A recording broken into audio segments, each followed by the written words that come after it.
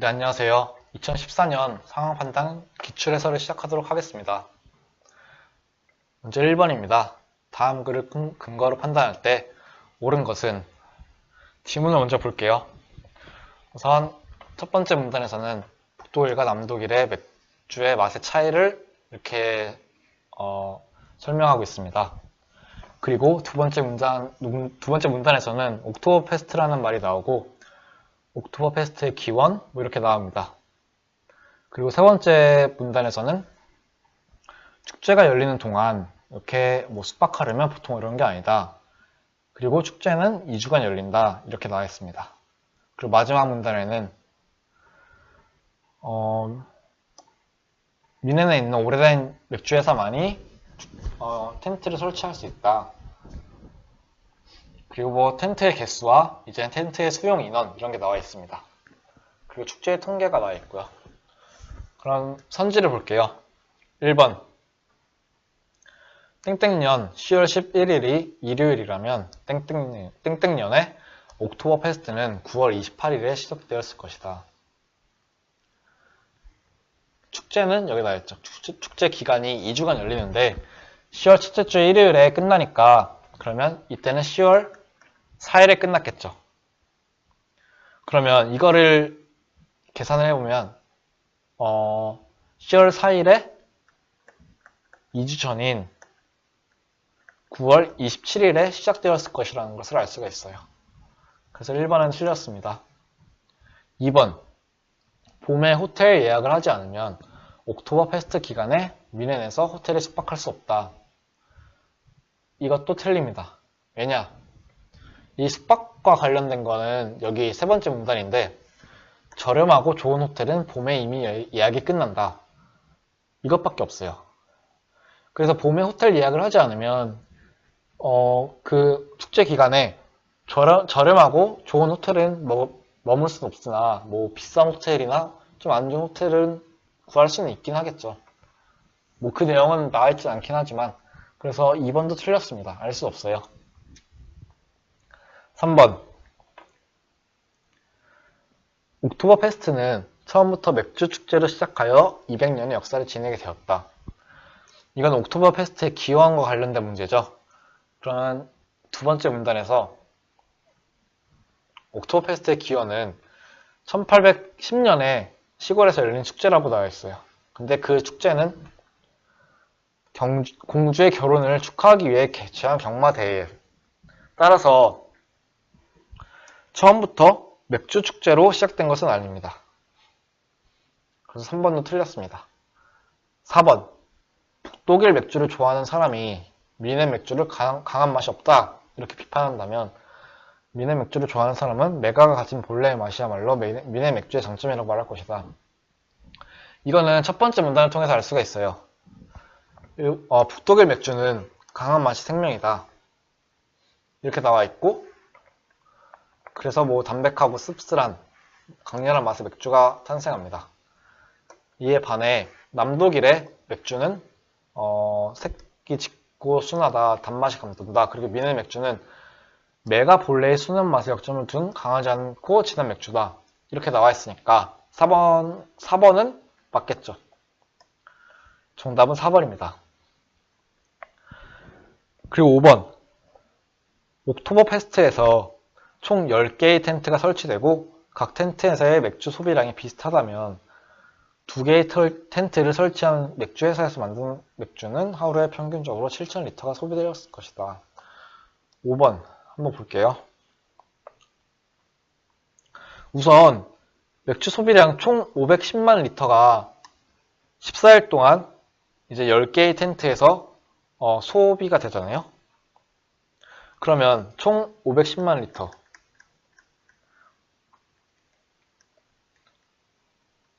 510만 리터가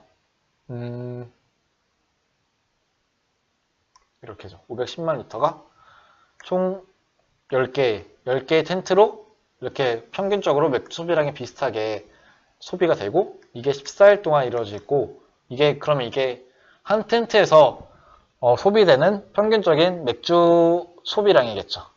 근데 2개의 텐트를 설치한 회사를 물어봤으니까 이렇게 되죠. 그러면 이거는 7분의 51만이니까 대략 7만 2천 얼마가 되죠. 따라서 7,000리터가 아니라 7만 리터죠. 그래서 1번은 4번이 정답입니다. 2번. 보기에서 옳지 않은 것만은 모두 고르면, 네, 글을 보면 우선 봉군과 오장이 나와 있고, 네, 그리고 봉군과 오장이 하는 일을 설명하고 있어요. 그리고 두 번째 문단에서는 경봉수와 연병봉수 이렇게 나와 있고, 내지봉수 이렇게 봉수의 종류가 나와 있죠. 그리고 세 번째는 연변봉수와 내지봉수의 봉군 정원은 6명, 그리고 오장의 정원은 연변, 내지, 경봉수 모두 2인이다. 그리고 이제 봉군의 신분이 나와 있습니다. 네 번째는 대동지지에 수록된 이제 파발의 조직망에 대해서 나와 있고, 서발, 그래서 북발, 남발 이렇게 나와 있고요.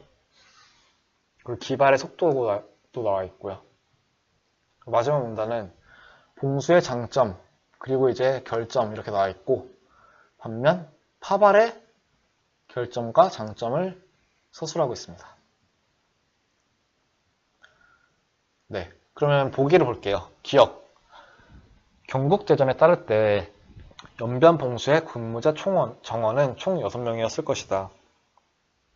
그 경국대전에 따르면 연변봉수에는 봉군이 6명이 들어가요. 그리고 오장이 2명이 들어가죠. 따라서 총 6명 더하기 2명이니까 8명이었다고 볼 수가 있어요. 봉군과 오장이 둘 다 근무를 하니까. 따라서 기억은 틀렸고, 니은. 발군의 신분은 봉군의 신분보다 낮았을 것이다. 그 봉군의 신분은 여기 나와 있죠. 봉군은 신량 영천이다. 신분상으로는 양인이다. 이렇게 나와 있고, 발군은 네 번째 문단 여기 나와 있습니다. 발군도 양인이라고 나와 있어요. 따라서 발군과 봉군 모두 신분은 양인으로 동일합니다. 디귿. 파발을 위한 모든 직무에 설치된 참과 참 사이의 거리는 동일했을 것이다. 그거는 알 수가 없어요. 여기 네 번째 문단에서 파발의 거리와 뭐 개수, 참의 개수 이게 나와 있는데,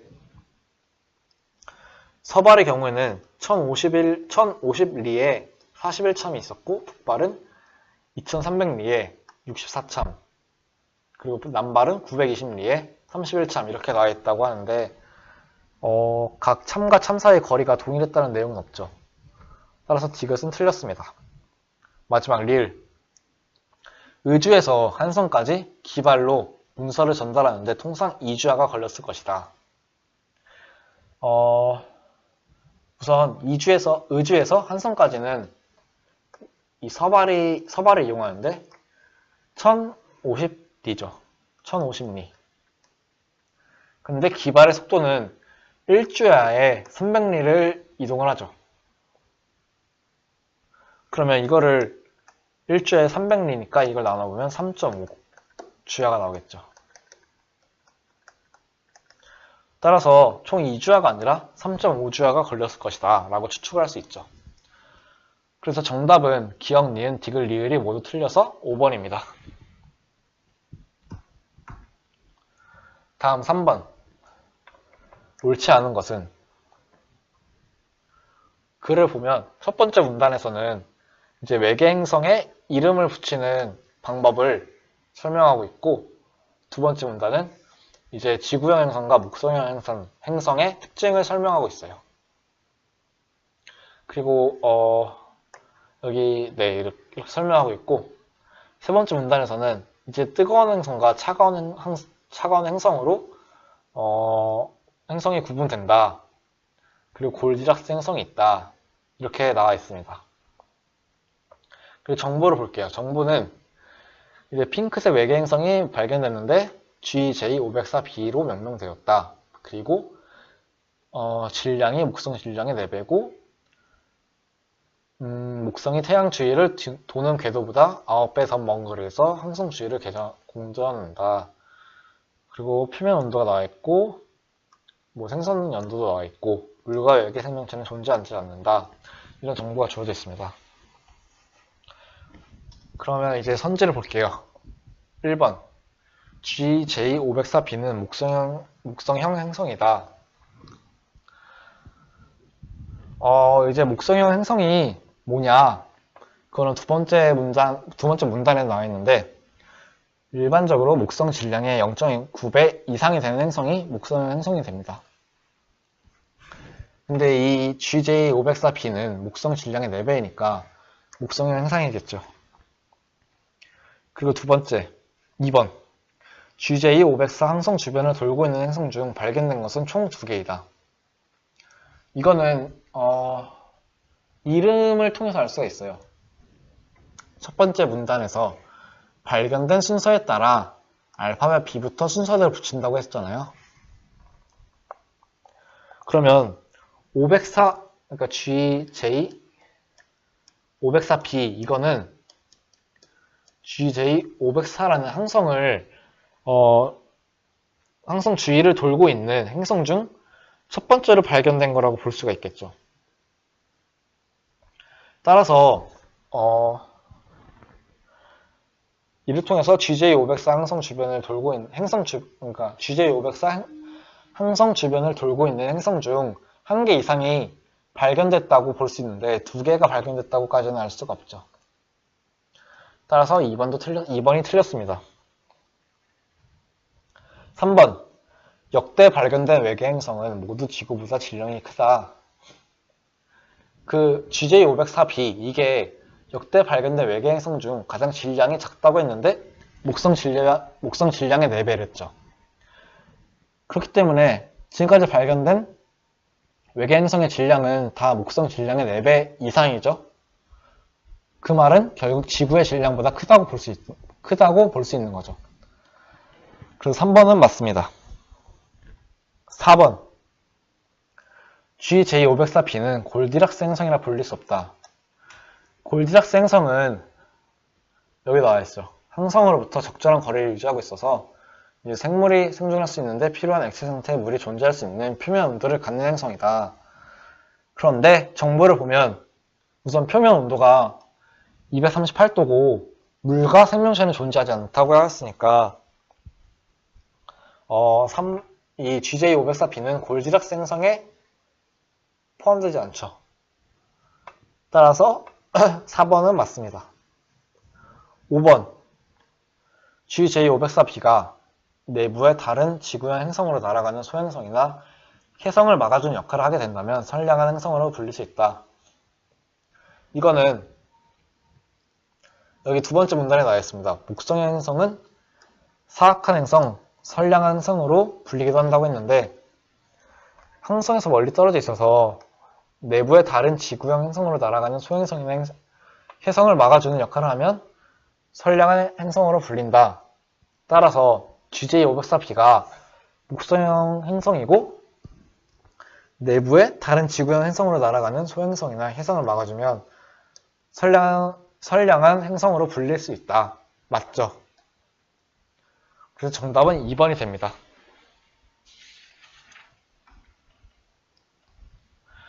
4번. 다음 글을 근거로 판단할 때 기억에 해당하는 값은 한번 글을 볼게요.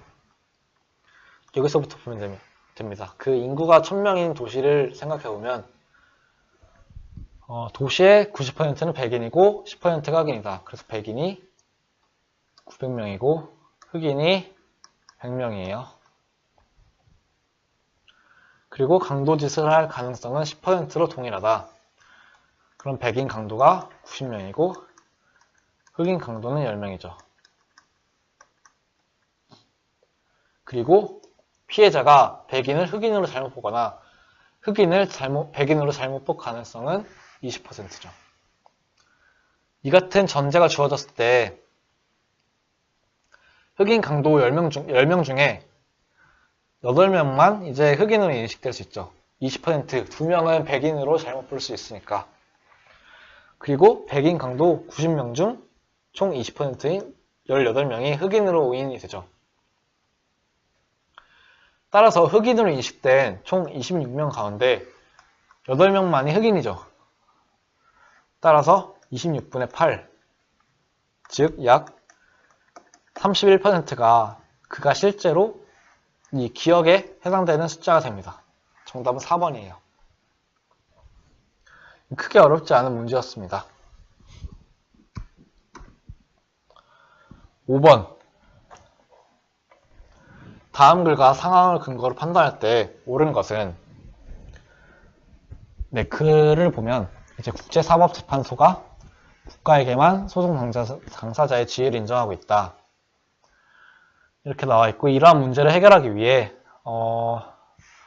국제투쟁분쟁 해결센터 ICSID가 설립되었다고 나와 있습니다. 소재지가 워싱턴 DC고요. 그리고 두 번째 문단은 이제 중재의 절차, 중재의 규정에 관해서 나와 있고, 세 번째 문단은 중재인의 구성수, 그러니까 중재판정부의 구성 규정에 대해 나와 있습니다. 그리고 이제 상황을 보면 A국과 B국은 1965년 협약의 당사국이고, 갑은 A국민의 국민이고, A국의 국민이고, B국 정부 허가를 얻어 특정 지역에 관한 30년간 토지 사용권을 취득하여 관광 리조트를 건설하였다. 얼마 후 이제 B국의 법률이 변경되어 강제 수용되었다. 그래서 이제 갑과 B국 사이에 보상금을 둘러싼 투자 분쟁이 발생한 상황입니다. 기억. 1번. 갑은 소송의 당사자로서 B국을 상대로 국제사법재판소에 소를 제기할 수 있다. 그 첫 번째 문단에서 국제사법재판소는 국가에게만 소송 당사자의 지위를 인정하고 있다고 했죠. 그렇기 때문에 갑은 소송의 당사자로서 인정을 받을 수가 없습니다. 따라서 1번은 틀렸습니다. 옳지 않고 2번. 갑과 B국 사이에 ICSID에서 중재하기로 합의를 했다면 갑은 투자 분쟁을 B국 법원에 제소할 수 있다. 그 두 번째 문단을 보면 여기서 분쟁 당사자들이 원칙적으로는 ICSID에서 중재하기로 합의한 경우 자국 법원에 제소할 수 없어요. 다만 하나를 선택할 수 있다고 합의한 경우에는 자국 법원에 제소할 수 있다. 이렇게 나와 있는데, 갑과 B국 사이에 이렇게 ICSID에서 중재하기로 합의를 했다면 당연히 자국 법원에는 제소할 수 없는 거죠. 따라서 2번은 틀렸습니다. 또한 갑은 자국이 A국이니까 B국 법원에 제소할 일은 더더욱 없겠죠. 3번. 갑과 B국 사이에 중재 합의를 할 때 중재지에 관해 별도의 합의가 없으면 워싱턴 DC에서 중재 절차가 진행된다. 이거는 마지막 문단에서 당사자들 사이에 중재지에 관한 별도의 합의가 없으면 ICSID 소재지에서 중개 절차가 진행된다 라고 나와있죠. 그때 첫 번째 문단 마지막 줄에 ICSID의 소재지는 미국 워싱턴 DC다. 따라서 중재지에 관해 당사자 간 합의가 없으면 워싱턴 DC에서 절차가 진행되겠죠. 그래서 3번이 맞아요. 4번. 갑과 B국은 이제 4인의 중재인으로 구성하는 것에 합의할 수 있다? 틀립니다. 왜냐? 마지막 문단에서 중재인은 단독 또는 홀수고 중재인의 수에 합의하지 않으면 일단 3인이죠. 그러니까 홀수로 구성이 돼야 되기 때문에 합의를 하더라도 4인의 중재인은 될 수가 없죠. 그리고 5번. 갑과 비국 사이에 ICSID 중재 절차를 진행하던 중 비국이 일방적으로 철회하면 그 중재 절차는 종료되고 이후 비국 법원이 보상금 청구를 심리하게 된다. 그런데 두 번째 문단을 보면 여기 그리고 다음에 ICSID 중재에 관해서 일단 당사자들이 동의하면 일방적으로 처리할 수 없어요. 따라서 이제 투자유치국이 자국 법률을 통해 사전에 체결한 중재합의를 처리하는 것은 무효라고 나와있죠. 그렇기 때문에 비국이 ICSID 중재 합의를 일방적으로 철회하면 이건 무효가 됩니다. 따라서 이거는 틀린 말이 돼요. 5번도 틀렸습니다. 정답은 3번.